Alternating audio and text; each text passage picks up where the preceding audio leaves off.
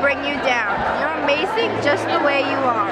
You are beautiful, you are nice, you are original.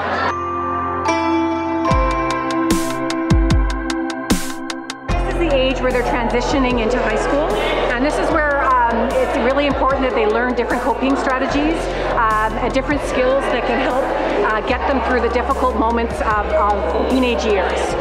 So we try to just teach them different ways, looking at how they think about different situations, how they can change their thoughts into more positive thoughts from negative thoughts, communication skills, communication strategies to try to deal with conflict with peers, with adults.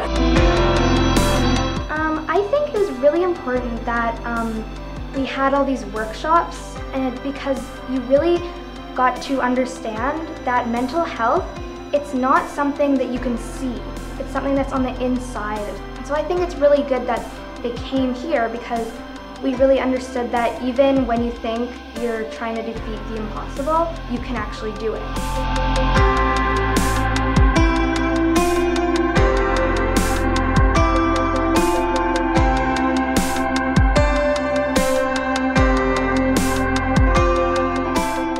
It's really important to talk to young people at any age about LGBTQ issues, because what we find is the lack of awareness really leads to a system of oppression and discrimination. And so by talking about it, by sharing our stories, we notice that young people become more sensitized to the experiences of LGBTQ people.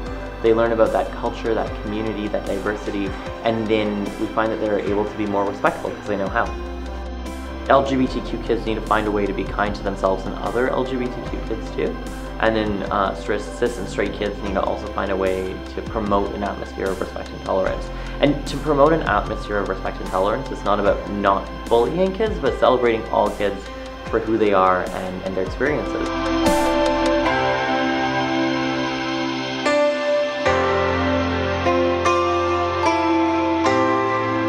I really learned today that to cope with issues in your life, you have to seek help from others, seek guidance from other people instead of just locking all these emotions inside yourself.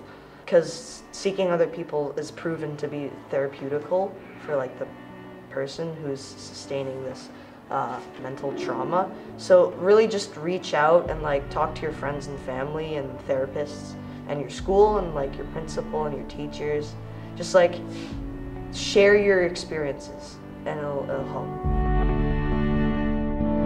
I think it's really great that they're teaching kids this now, because back then they probably wouldn't be doing this and they just continue their normal lives, and other people are unaware, and it could just escalate and escalate and escalate until suddenly it's too late and something bad happens. I feel like mental health is not something we talk about a lot. Well, you deal with it your whole life, but especially as you're kind of going through teenagerhood, your hormones are changing and stuff, you're gonna have a lot of different emotions, and you have to make sure that you stay in good physical health and mental health and take good care of yourself. I did grade 7 and grade 8 here, so a reasonably long time ago, but it was, I don't want to say it was positive, because I was going through a lot with my mom, and my home life was pretty disruptive. My mom was dealing with a lot of mental illness. So here, being in school at that time was pretty tough. I think particularly when I was a kid, nobody talked about this stuff. So part of the reason I never felt safe in an environment wasn't because I was afraid of teachers or anything, or I was really scared of school. It was more that there was no natural opening. That it's important, if you know somebody who has a mental illness, to just let them know that you love them no matter what, and that you can help them.